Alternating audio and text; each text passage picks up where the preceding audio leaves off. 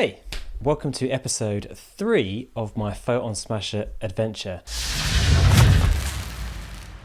And for the first time from my brand new studio. So over the last couple of months, I've been converting what was a pretty dingy shed at the end of my garden into a home studio space. It's not a perfect space by any stretch of the imagination. It's definitely not acoustically perfect, but it's so much better than being in my living room. I feel really privileged to be able to have this space, and I'm really excited about what it's going to allow me to do. In episode 2 of the Photon Smasher adventure, you saw the very first kind of built version of the Smasher with its beautiful PCB artwork, and also a little bit of me using it with my Casio SK1 at the end.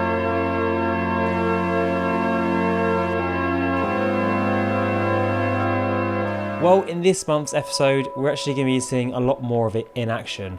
I've been working with longtime collaborator Simon Keep, with whom I run Clip, a music education social enterprise, and together we have made an installation using the Photon Smasher. I'm really proud of what we've made. I think it's beautiful. And in this episode, I'm going to show you how we made it and also, importantly, what it sounds like.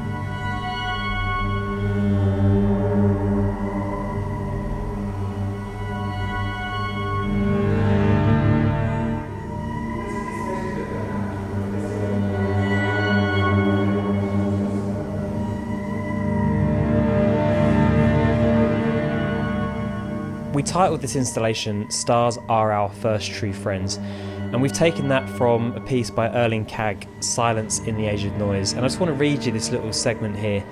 The starry sky is the truest friend in life. When you first become acquainted, it is ever there, it gives ever peace, ever reminds you that your restlessness, your doubt, your pains are passing trivialities. The Photon Smasher is a great example of making music from hidden sounds. It's something that both Simon and I are really interested in. This idea that we are surrounded by music all the time, we just can't always hear it. It's not always identified to us.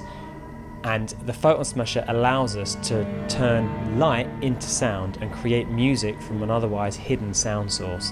And that's really beautiful. I love how mesmerising the motion is in this installation. We actually ended up using like a children's solar system to get that rotating motion, and we then kind of customised it to get the lights on it that we wanted for the sounds that we wanted to achieve, along with some, delay and reverb pedals too. So there we go, that is our installation. It's on display now at the Here exhibition, which is at the Art Station in Saxmundham. Because of the pandemic, you do need to book before you arrive, but you can do that at the link in the description of this video. It's completely free and it's in Saxmundham in Suffolk. So if you're in the area and you fancy going to have a look and a listen in person, just click the link down below and book your space now. In the next episode, I'm actually going to be giving the Photon Smasher over to some other people to see what they do with it. So I've sent one out to my friend Phil Mill, who's based in Poland. He is a field recordist. He's been recording fire. I'm really excited to hear what that sounds like.